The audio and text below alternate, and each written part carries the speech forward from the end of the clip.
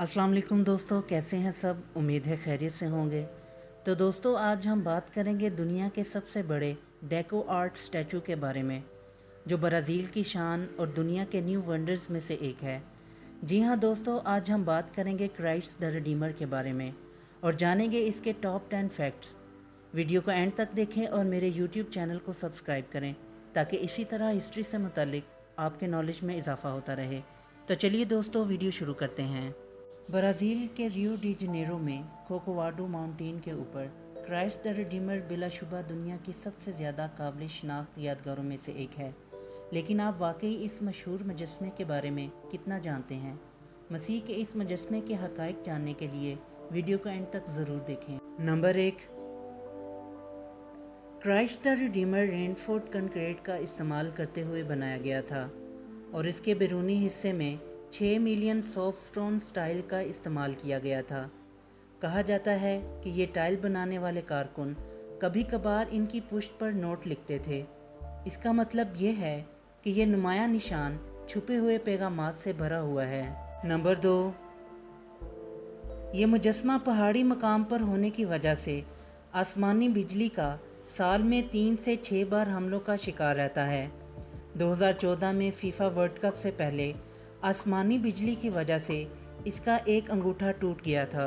Number 3, मुजस्मे का असल design इससे मुख्तलिफ था, जैसा कि आज ये मुजस्मा नज़र आता है।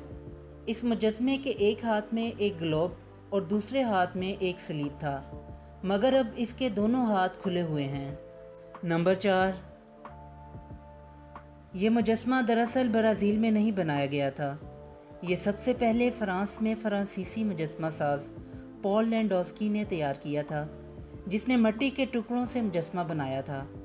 इसके बाद ब्राज़ील के इंजीनियर हेक्टर दा सिल्वा कोस्टा और फ्रांसीसी इंजीनियर एल्बर्ट कॉकट के ज़रिए इन्हें रेनफोर्ड कंक्रीट के साथ दोबारा बनाने के लिए ब्राज़ील भेज दिया गया था। नंबर 5, मुजस्मे की तामीर में 9 साल लगे।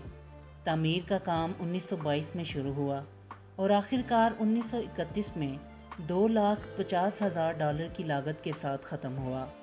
आज ये कीमत 40 लाख के बराबर है। नंबर 6, ट्रेन या वैन के बाद या पहाड़ी हाइकिंग करने के बाद फिर सियाहों को क्राइस्ट द रिडीमर तक पहुंचने के लिए तकरीबन 220 कदमों की मुसाफत तय करना पड़ती थी, जो सीनियर शहरियों या मज़दूर सियाहों के लिए भी एक वाहिद रास्ता था।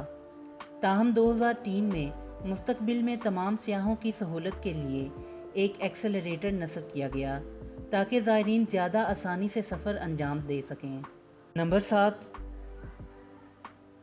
ये जीसस का सबसे बड़ा मुजस्मा है और दुनिया में सबसे बड़ा डेको आर्ट स्टैचू का नमूना भी। क्राइस्ट द रिडीमर 30 मीटर ऊंचा और इसके बाजू की चौड़ाई 28 मीटर है।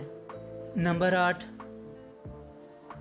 जब मसीह का मुजस्मा तामीर हुआ तो रियो डी जनेरो में रहाइश की कीमतों में आसानी से इजाफा होता गया, क्योंकि घरों में मसीह के मुजस्मे का नज़ारा होता है।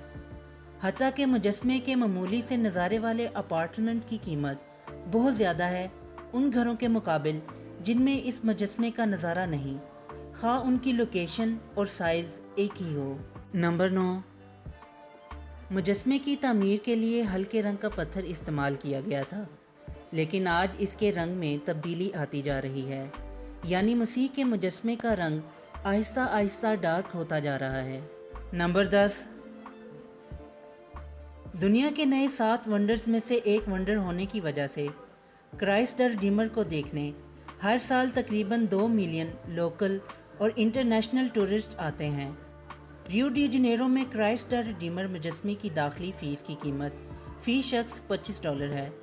ईस्टर 2011 के दौरान एक ही दिन में मुजस्मे के देखने वालों की रिकॉर्ड तादाद 14,000 थी। तो दोस्तों, ये थी आज की वीडियो पसंद आई हो तो लाइक ज़रूर करें और मेरे यूट्यूब चैनल को सब्सक्राइब करें। फिर मिलते हैं एक नई वीडियो के साथ, तब तक के लिए इजाज़त दें। अल्लाह हाफिज़।